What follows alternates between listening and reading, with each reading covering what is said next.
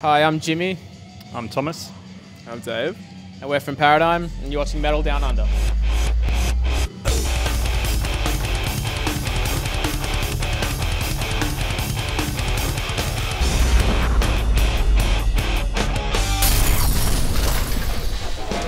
I can see past fog, visualize all the pathways I could walk, manifest what it's to and all mental, tear away at this fabric, corporeal, there is no trail. Welcome to Metal Down Under. It's June 16.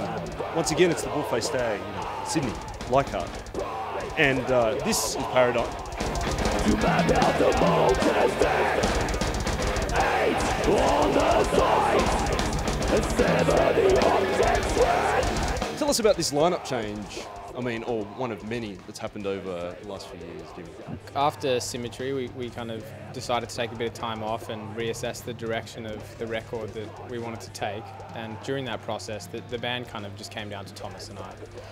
And we thought, look, you know, we can throw in the towel, or we can, you know, get some new guys together and give it another shot. So we decided to start writing the record, which we did, and shortly after that was done, we started looking for a drummer. You know, David Horgan was the main guy that I really wanted to get in contact with. And yeah, he was kind enough to get back to me and did the drums on the record for us and joined the band. So after that, Graham and young Liam, who is David's brother, joined the band for this particular lineup. Here we are, so doing it all again for Mind is King.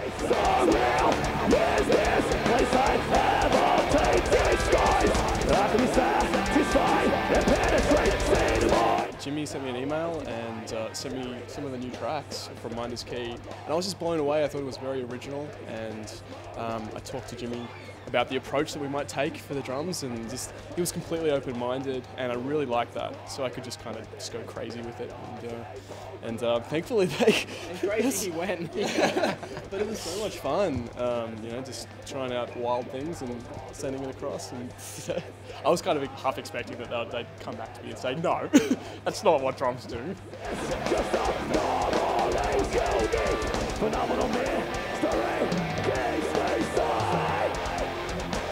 I think with this one, we sort of, even though we didn't have a full band together at the time, and Dave wasn't in the picture at the time either, but we made a conscious decision to not have any kind of limitations on the music. So when Jimmy was writing, we pretty much said, like, just do what you can possibly do to the limit, and then we'll figure out whatever we're going to do after for the other instruments in the band. But so we did try and do that. Also, we did bar out a lot of our influences in terms of other bands and you know, people we grew up with, styles and all that kind of thing. So we went through a period where none of the outside influences were involved, and it was just a space where we didn't listen to music for a while, and it just evolved, and every track just evolved, and then from there I got the luxury of doing all the vocals to that, which is really cool. And you know, when you got 17-minute songs and 16-minute songs that are just like out there, it's crazy to write vocals to that kind of stuff. But the music was so good and so powerful, it was just so easy just to find that motivation.